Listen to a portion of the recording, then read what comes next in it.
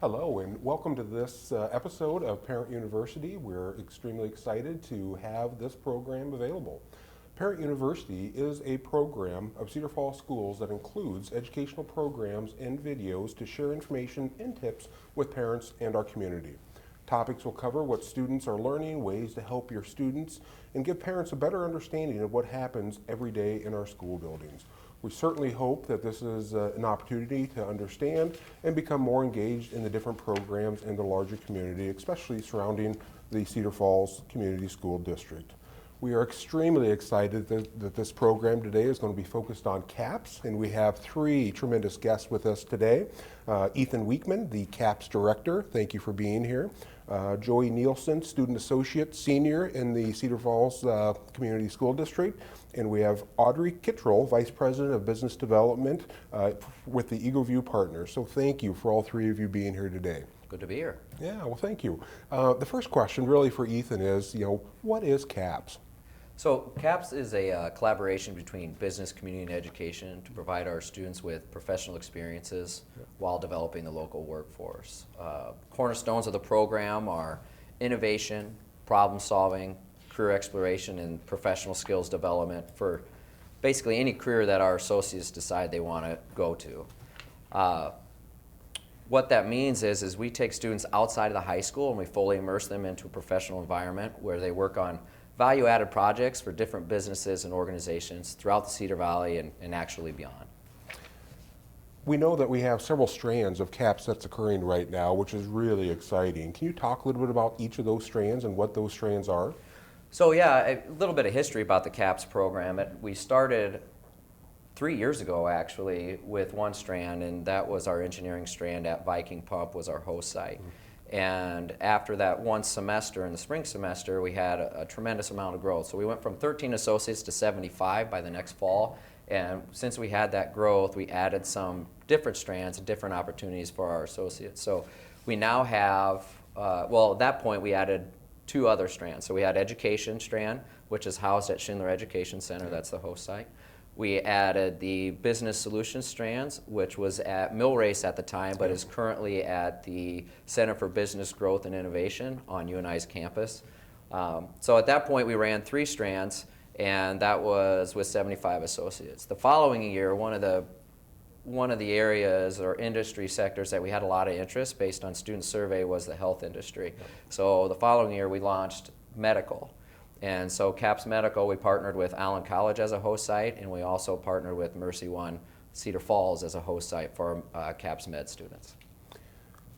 One of the questions I think that comes up frequently is, let's talk the pillars of CAPS and what that really means as we look at what does CAPS encompass.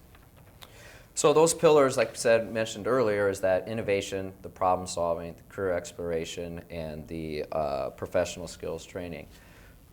When we look at our programming, that's what we think about as we try to make richer, deeper, more valuable experiences for our students. We're basing our experiences off those four cornerstones.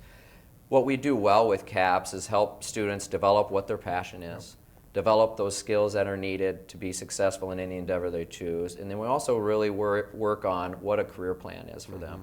So our goal is, how do we wrap what they're passionate about with what they're skilled at, and then if we can find work or a career that's based on that passion and skill, we feel like that's going to live a pretty rewarding life. One of our mantras that we say is we want to make Mondays our most exciting and rewarding days because they're passionate about what they're doing, they're excited about going to work every day. And so our work is based around those ideas. That's really exciting. One of the questions that comes up sometimes is, how is CAPS different from an internship? Yeah, that's a really good question. A lot of times you say, oh, so it's an internship. And we actually act like a consulting firm. So Viking Pump, which is our original host site, we don't work directly as Viking Pump's employees or interns. Viking Pump doesn't have 15 high school student interns every semester, but they provide us a space for us to operate. And essentially what happens, or how it works, is that there are several projects that we collect from real world projects from different businesses and organizations, and we put them on a project board. Our associates then select the project that they're going to work with and with what company that is with.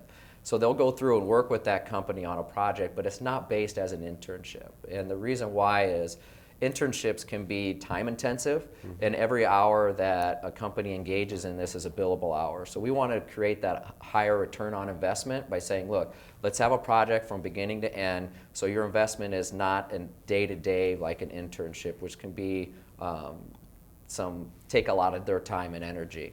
The other thing is we like the project approach because there's a lot of skill sets that go along with that as far as project management. We can really get into that problem-solving piece and that innovative piece, whereas an internship maybe gets students more caught up into a day-to-day workings of a business and not as much into that innovative and problem-solving that we're looking for. So when you go through some of your project approaches with students, how many projects would a student potentially work on in a semester during their CAPS experience? So that's an interesting question because depending on how you define a project, they're on multiple different projects and have opportunities. At the beginning of every semester, we have a project called a design sprint, and that's really come out of feedback that we've got from associates, or student associates, I should say. We call them associates in the CAPS program because we treat them like professionals, and more like professionals, less like students. So when we talk about a design sprint, we got feedback that we want to get thrown right into a CAPS experience right away and not wait 3 to 4 weeks to onboard. So we just got done with our design sprint here yesterday. Yes. And so what we do is we take a project or a problem from a company, and in this case it was a logo design, and our associates come in on the second day of their CAPS experience, and they're given this logo design project from a company, and so we launch it on day one. They have a little bit of time to work with some team members, which a lot of times they don't know yet because it's only the second day of CAPS. Day two, they work on it, come up with a solution, but then also a pitch that they got to give. And then on day three, we put them on stage. They give that pitch and in front of an actual professional panel, and then they get feedback on it. So that's one project. But then they go and select another project based on their interest. If they're interested in another project, that's typically one that they're going to work throughout the semester if it's a semester-long project. So if you add the design sprint, a regular project that they do throughout the semester, and they may have time for one smaller project, they're getting into 2, 3, sometimes 4 different projects. Which is exciting. It just gives that experience and exposure for our associate students in our high school to experience all the different businesses, industries that are across our Cedar Valley, which is very exciting. Yeah, and essentially the projects are our fuel to the program, right? And it's not just the end result of what that project is, but it's all the learning that goes along throughout that, and also the opportunity for them to explore what it's like to be a professional, explore the different careers, the project management skill sets that go with it. So without those real world experiences, without those real world projects with our partners, it's hard to have those experiences that are needed to develop our students here in the Cedar Valley. One of the aspects, too, that helps the program be successful is our involvement with the CAPS network. It's really a national, international network. Can you speak a little bit about what that CAPS network is? Yeah, and that's a big piece of what we do because some of this work is innovative, which means it's not necessarily consistent throughout the state or even the nation, but the CAPS network allows us to bounce ideas, gain some curriculum ideas, some different things that are going on in their programs that we can bring to Cedar Falls. The network is, I believe, now at 57 different programs, which is serving over 115 different school districts, and I believe in 18 states, and then one program is in Mumbai. So there's a wealth of experiences, and people are trying different things and beta testing things all over the nation that we get to tap into and use those as resources. And some of the strands that I know we've developed have been really supported by the network as we look to grow and expand those. And we'll hear about some of those programs and projects, certainly here in a bit with Audrey and Joey as well. Let's talk a little bit about the future of CAPS and some of the exciting news as we look at potentially a Cedar Valley CAPS. Can you kind of talk about some of the work that's being done in those areas? So we've had some successes in a wide range of different areas, and some of the school districts have been stopping in and seeing what's been going on here. And there is a cost associated with this, and the Cedar Falls School District has been very generous, and the school board of bringing this to opportunity to Cedar Falls schools. As we looked at these school districts coming in and looking at how much infrastructure that they would need, we were trying to figure out how do we work together to bring those costs down and make it easier for communities to engage in it. And because of those conversations, we've come up with a model that we're testing out right now. We helped Jessup CAPS and Columbus Catholic CAPS launch their programs here in the last couple of weeks. And so we're excited to be partnering with them. In fact, Columbus Caps was at our design sprint these last couple of days, and that was really neat to see their students, Columbus Caps students and Cedar Falls students in the same area working on the same project for the same partner, business partner. The more districts are starting to see what's going on and starting to see what we're testing out and keeping a close eye on it. By next year, we have a verbal commitment from Denver schools, and then also Don Bosco schools recently are looking to launch programs as well. So by 2021, we're looking at a potential of 5 different CAPS programs in the Cedar Valley, all working together, utilizing each other's resources, working together on projects. You could have students from Denver working with Cedar Falls students on the same project for the same partner. Those are really exciting pieces. Today, actually, the Jessup CAPS program is traveling over to UNI along with Columbus Caps and our CAPS associates, Cedar Falls CAPS associates, to do a team building training with the staff at the BCS building on UNI's campus. So that'll be really neat to see all of us together, working together on students in the Cedar Valley. And really, as we look at the CAPS model, and especially in maybe smaller districts, similar to the ones that have started the CAPS program, it's really focused on some of the school-business relationship within that community. What are some projects that can be done there within that community to build more of that local pride, maybe even some of the local skill sets that are necessary, but with a wider collaborative venture and opportunity with maybe sharing of projects, sharing of students, sharing of ideas. It's so exciting to see the direction that that's taking and going to take across the state. Because I know we've been contacted by even districts that are outside of the Cedar Valley on how can this be replicated or at least supported in other areas across Iowa. Right, yeah, and we've had districts now contacting us from the southern part of the state. We've had a few districts from northwest Iowa looking at how do they do a regional approach of what we're trying to get done. And so it'll be really interesting to see how this type of profession-based learning expands throughout the state of Iowa. Outstanding, and thank you so much for that. We're very proud of the CAPS program and the work that's been going on, and certainly the regional work that will be happening across the Cedar Valley right now and well into the future as we look at how do we support students in their learning. At this time, I think we will take a short break to be able to come back, and then we'll talk with Audrey and Joey a little bit about some of the projects that have been going on recently. So at this time, we will take a break.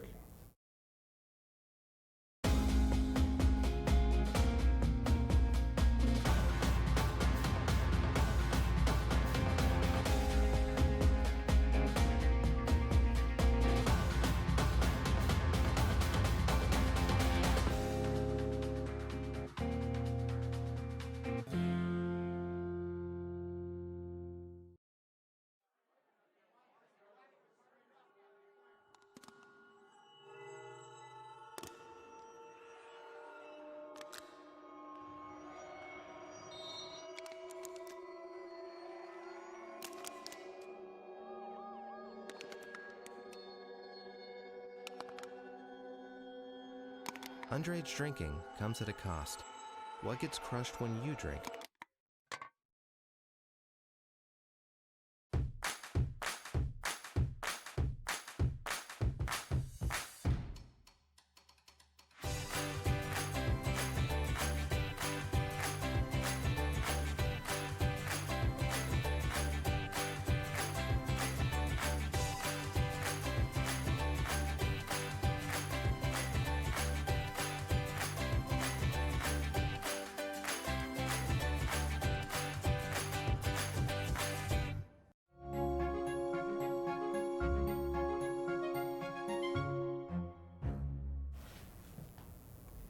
Welcome, and thank you for coming back to the second part of this Parent University regarding our CAPS program. We're very excited to have 3 guests with us: Ethan Weekman, CAPS Director, Audrey Kittrell from Eagle View Partners, and Joy Nielsen, student, associate, 12th grade student at the Cedar Falls High School. Audrey, can you talk a little bit about why Eagle View Partners became involved with the CAPS program? Sure. So as a little background, our company acquired the Blackhawk Hotel about 2 years ago, and our team has been really busy behind the scenes updating the property and the programs at the hotel. And we knew that as part of sort of our rebrand of the Blackhawk, we really needed to have a community event that was sort of an opportunity for the public to come back and experience the new version of the Blackhawk. And I remember the CAPS director saying, you know, submit an application for a project that's maybe 9, 10, or even 11 on your to-do list. And we knew the importance of having a community event and the time and energy and creativity that needed to go behind this sort of an event. So that's why CAPS was a really good option for us. That's really neat, and we greatly appreciate you Yeah. submitting that so we can be Yeah. involved and really partner together. Sure. Can you talk just a little bit about the project? What was it?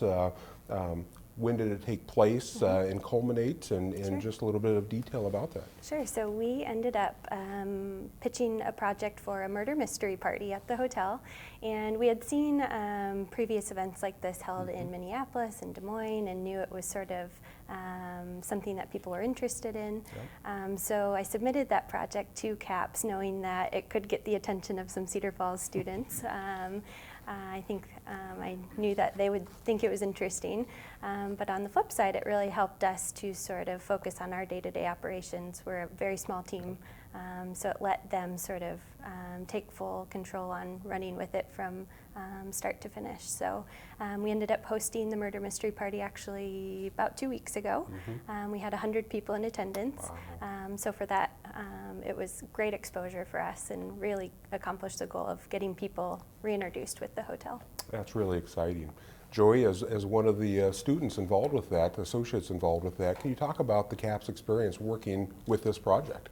Yeah, my team and I chose the murder mystery, and it being one of the biggest projects that CAPS has done is a little nerve-wracking, but knowing it was like a really fun project, everyone was on board with wanting to do the murder mystery, and I think it really helped push what I want to do, like post-secondary, because I was the manager of the project for my team and I on the CAPS side, and being a part of the marketing sprint of that, and like just seeing how that works really like solidified what I wanted to do for secondary, because I wanted to be a market manager or like in marketing. So. Oh, fantastic. That's tremendous.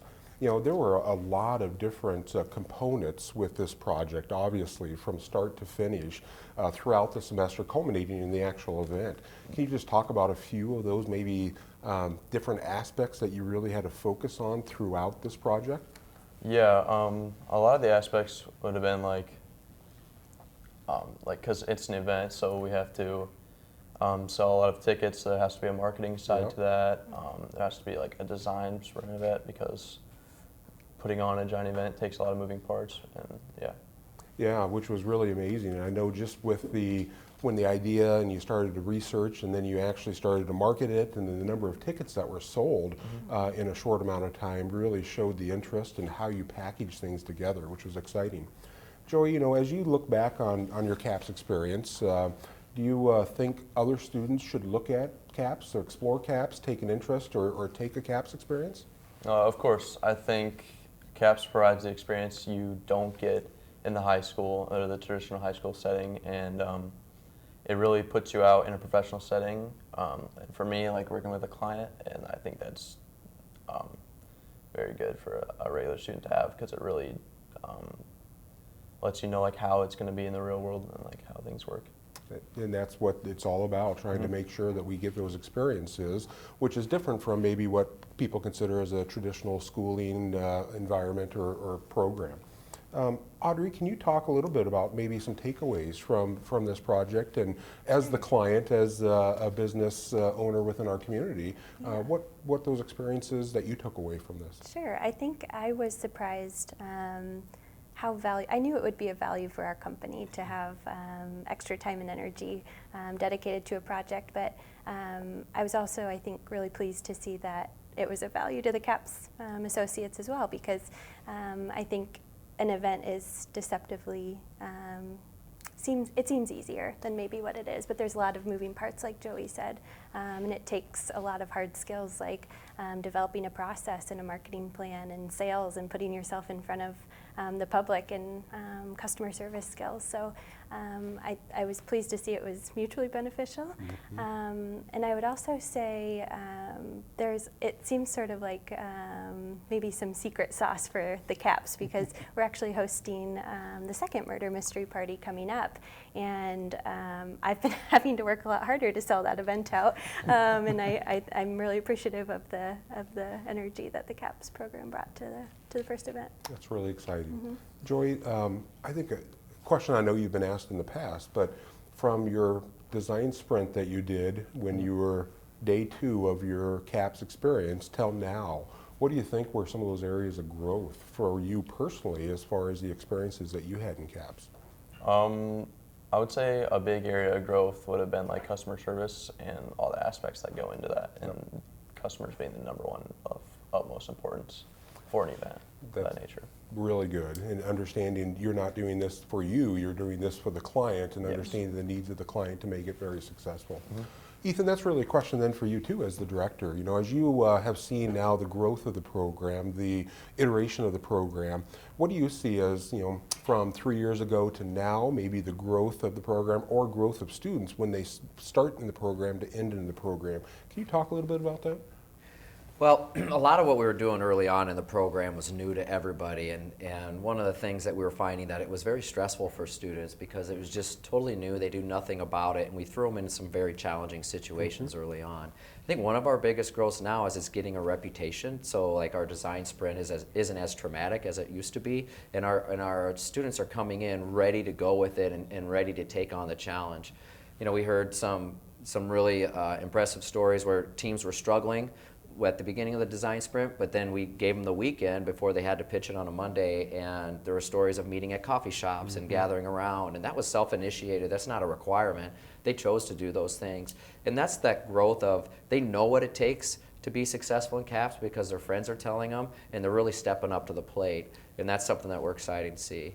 The other thing is we're really starting to zero in on what it is to be successful in a CAPS experience and be successful as a professional. So one of the things Joey was talking about was that customer viewpoint. It's more about the customer and less about what I think, but making sure their needs are met. We've been adapted a thing from Viking Pump that they're using this year as a mantra as customer obsession. And so we're talking a lot with our associates about what does it mean to serve someone else? What does it mean to meet their needs and keep their thoughts and their wants at the forefront of all of our decision making? But then the other thing that we're really working on is this idea of being a self-driven learner.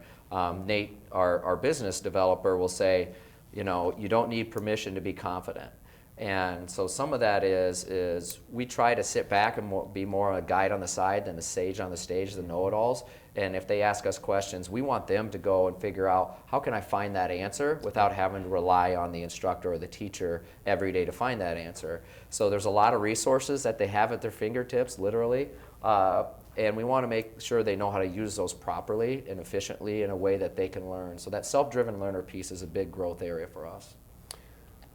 I think as we now look towards wrapping up the program, Ethan, can you share with us a little bit about where can people go for more information regarding CAPS, potentially if businesses are interested in partnering or other community members?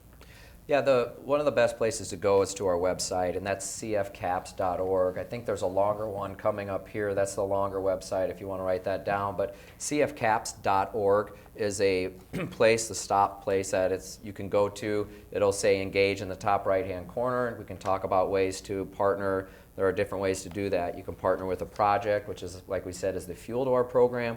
You can partner with by having mentors, job shadows, even being a guest speaker, which is one of our most valuable experiences, just having professionals come in and tell their life story and how they got where they're at as these students are trying to figure out who they are and what paths are paths that are out there for them to take. And then we have host sites. You know, we talked about the different host sites that are out there right now, hosting some of our strands as we look to develop maybe new strands in the future, or maybe we want to try something out. If you're interested in being a host site for one of our strands, we'd be more than glad to talk about that as well. So cfcaps.org is a great landing place for you. Thank you very much. We appreciate everybody coming on to this program today. Audrey, thank you for being a business partner and putting your faith in the CAPS program. Joey, thank you for taking the CAPS experience, being the manager on this very successful project. We know that you're going to be highly successful into the future because of the skills and your abilities, some of which was hopefully due to the CAPS experience. Thank you, Ethan, for your leadership with the CAPS and the growth. And we know there's going to be many exciting things come forward as we look towards the future of CAPS, not only for Cedar Falls and the growth in Cedar Falls, but across the Cedar Valley. Thank you for watching this episode of Parent University.